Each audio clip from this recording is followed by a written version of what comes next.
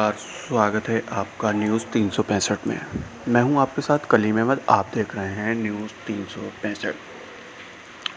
जैसा कि खबर आ रही है, उत्तर प्रदेश में समाजवादी पार्टी के अंदर जो पारिवारिक विवाद था वो पूरी तरीके से अब दूर होता हुआ नज़र आ रहा है।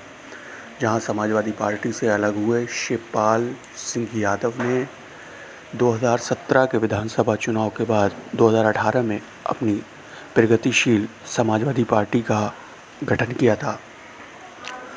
सूत्रों के मुताबिक खबर आ रही है कि शिवपाल की सपा में वापसी का रास्ता साफ। भतीजे अखिलेश यादव के नेतृत्व को चाचा ने स्वीकार कर लिया है।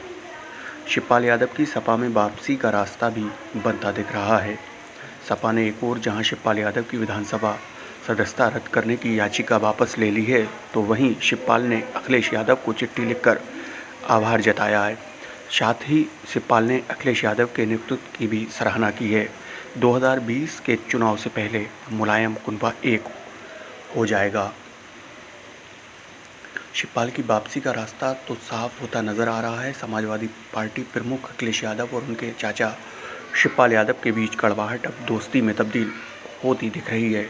शिवपाल की सपा में वापसी का रास्ता भी बनता दिख रहा है। सपा ने एक ओर जहां शिवपाल यादव की विधानसभा सदस्यता रद्द करने की याचिका वापस ले ली है, तो वहीं शिवपाल ने अखिलेश यादव को चिट्ठी लिखकर आभार जताया है।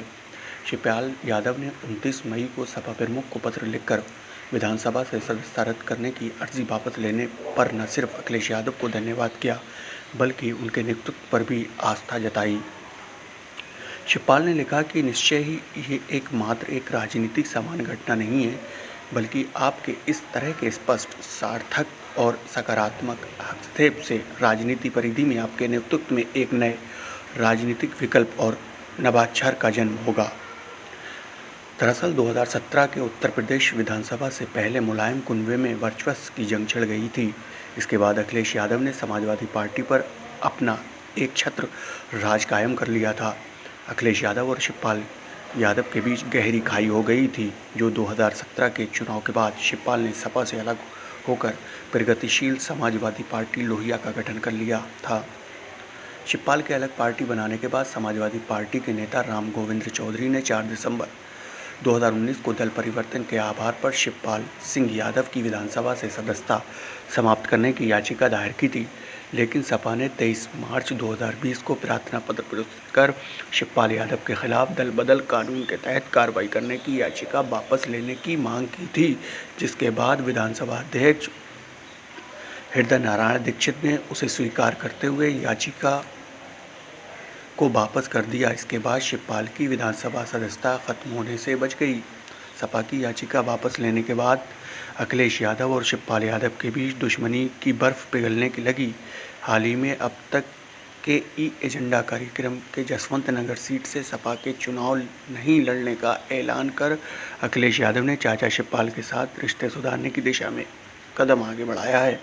यही वजह है कि अब शिवपाल यादव ने भतीजे के नियुक्ति को स्वीकार कर लिया है। बता दें कि लोकसभा चुनाव में मिली करारी हार और बसपा अध्यक्ष मायावती के गठबंधन तोड़ने के बाद से अखिलेश यादव के सामने अपनी पार्टी को बचाए रखने की बड़ी चुनौती है।